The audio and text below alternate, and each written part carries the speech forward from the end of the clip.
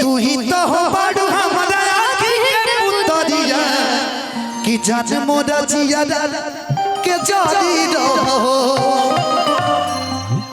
हे प्रभु हे हरि राम कृष्ण जगन्नाथम प्रेमानंद ये क्या हुआ? पलंग पे पानी आ गया कि तू ही तो हो बड़ू हमरा आँखी के पुतरिया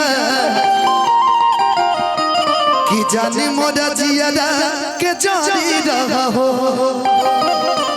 एक ऐसा कलाकार ना कभी विवाद में रहता है और ना स्टेज भी करता है, लेकिन हमेशा चर्चा में रहता है नीलकमल भाई। एक बार जोरदार ताली। कि हीरोइन हो हीरोइन तू नन पिएलू कहत अखिया नशा में जिएलू बताव कहीं गजा तो नन पिएलू कि गुलाब जइसन खिलल बारू तू भावरा से मिलल बारू करत दिल के कतल बारू के कर मेहनत के फल बारू हिलाली होठवा के लल जावे करत दिलवा इलू इलू हीरोइन हो हीरोइन तना न पिएलू। लेकिन शिवानी जी हम कहो कि खड़ी बसो मोहम्मद गोरिया के बैठ जा खड़ी बसो मोहम्मद गोरिया के बैठ जा।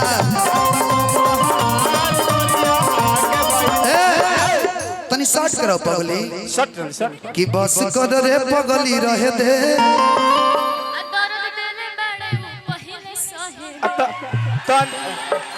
तनी खड़े रहो हमरो के बस कर रे पगली आए दे आ तनी हिक भर पहिले ते जाए दे। सुनो सुनो तनी अंकेशो भैया के सुनो मोहिनी कि खड़ी बसो मोहम्मद गोरिया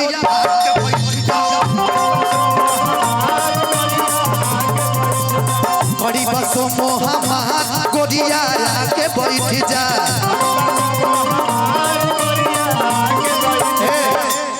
ई कहले कि आजा गोरी आजा गोरी हम कहने कि आजा गोरी आजा गोरी आजा गोरी आके बैठ जा। शिवानी के लाइन बा कि डर जाला जिया हमार हेलो बोलिए कि डर जाला जिया हमार ना हम सोमो में बैठा। एक लाइन बोलिए ना तो ये बोलिए लाइन कि डर जाला जिया हमार ना हम सोमो में बैठा। इसके और बहुत तो नीचे से बोलिए नीचे से कि डर जाला जिया हमार ना हम सोमो में बैठा। हाँ कि खड़ी बसो मोहम्मद गोरिया के बैठ जा।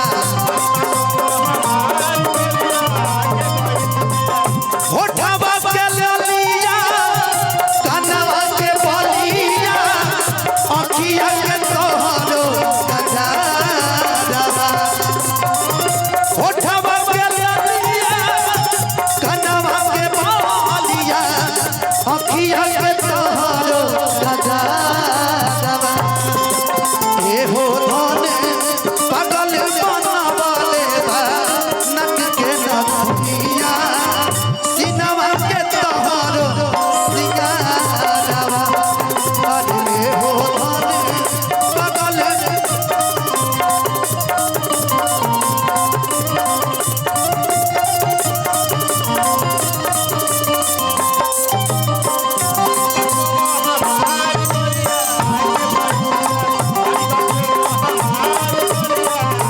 ए भैया हाँ उस सोमो में बैठी जगह बना बैठी गलती करता